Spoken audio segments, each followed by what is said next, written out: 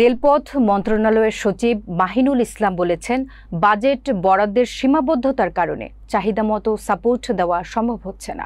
যারা সহকর্মী জিএম আছেন, আমাদের ক্যাডেট যারা দেখছেন, আমাদের অন্যান্য যারা আছেন, লোকসেটের দায়িত্বে যারা আছেন, তাদের সাথে আমার কথা হয়েছে। আমি এখানকার আসলে সিইং ইজ বিলিভিং, আসলে দেখলে পরে আসলে বিশ্বাস হয়, ব্যাপারটা বোঝা যায়।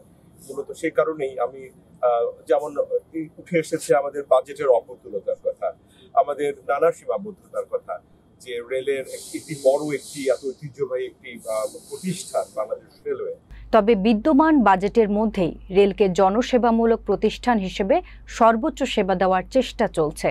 কিন্তু এখানে আমাদের বাজেট বরাদ্দ আসলে ঠিক ওইভাবে যেরকম দরকার সেরকম নেই, আমাদের নানা সীমাবদ্ধতা আছে। রবিবার দুপুরে ঈশ্বরদীর রেলওয়ে লোকোশেড পরিদর্শন শেষে সাংবাদিকদের প্রশ্নের জবাবে তিনি এসব কথা বলেন। সচিব জানান, লোকোশেডে ইঞ্জিন ঘোরানোর জন্য একটি টার্ন টেবিল স্থাপন জরুরি। তার মধ্যেও আমরা মানুষজনকে এই সেবাধর্মী প্রতিষ্ঠান চেষ্টা করছি, এবং এখানে এসে দেখলাম যে সে কারণে এখানে একটি টার্ন টেবিলের খুবই প্রয়োজন রয়েছে। আমি ইতিমধ্যে অবগত হয়েছি। আমরা এই বিষয়টি অবশ্যই রেলের ঊর্ধ্বতন কর্মকর্তাদের সাথে আমি ঢাকাতে গিয়ে বসবো। বিষয়টি বাস্তবায়নে প্রয়োজনীয় বাজেট বরাদ্দ করা হবে, পাশাপাশি ধাপে ধাপে অন্যান্য সমস্যাও সমাধানের চেষ্টা করা হবে।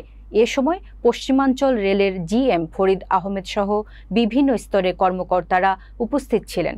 পরিদর্শন শেষে সচিব পাকশীতে বিভাগীয় কর্মকর্তাদের সঙ্গে মতবিনিময় করেন এবং গুরুত্বপূর্ণ সড়কের বেহাল দশাও পরিদর্শন করেন।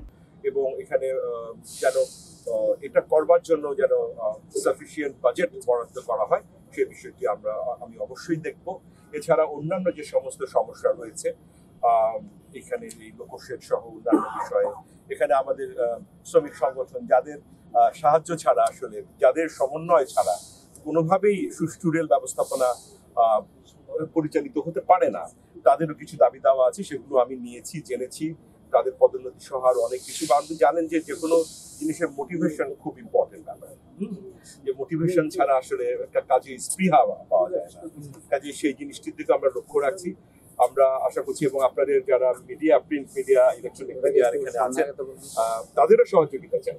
আমরা ওখানে থাকার বসে আমরা সবসময় সবকিছু জানতে পারি না, বস্তুনিষ্ঠ জিনিস জানতে পারি না। কাজে আপনাদেরও সহযোগিতা আমরা চাইছি, আমরা পেয়ে আসি, আপনাদের প্রতি কৃতজ্ঞতা আমরা সবসময় পাচ্ছি।